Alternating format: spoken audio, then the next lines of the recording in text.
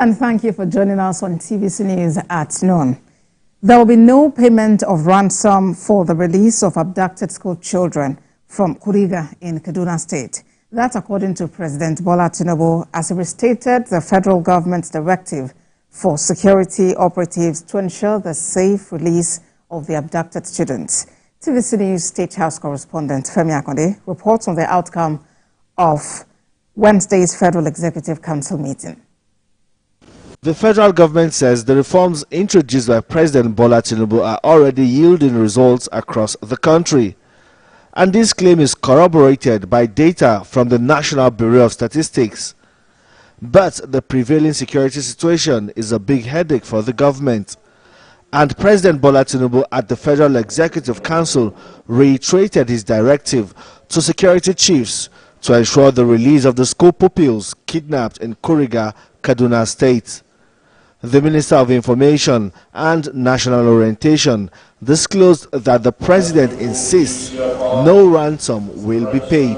The President has directed that security agencies must, as a matter of urgency, ensure that these children and all those who have been kidnapped are brought back in safety, and also in the process to ensure that not a dime is paid for ransom.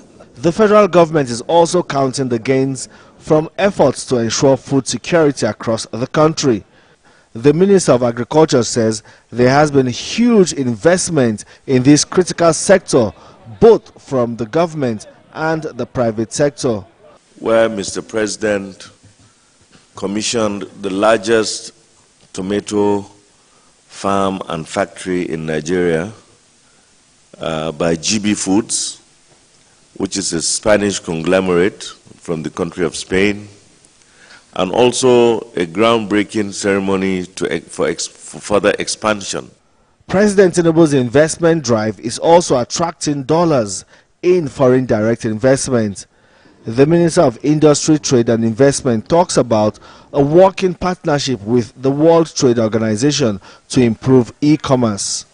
One pertinent thing to note at that support is the fact that having gone through the initiatives that we presented for the President's achievement of the President's 8-point agenda, they actually approved a lot of them, and we are very excited to support Nigeria with both technical assistance and financial assistance. The Minister of Communications got the Executive Council's approval for its plan to improve broadband penetration across the country and leverage on satellite technology to help in the fight against insecurity. A network of Galaxy backbone to deploy connectivity to all the 774 local government secretariats. Those who are following that project, which was announced about 2-3 weeks ago, would also see that we've actually started the connectivity.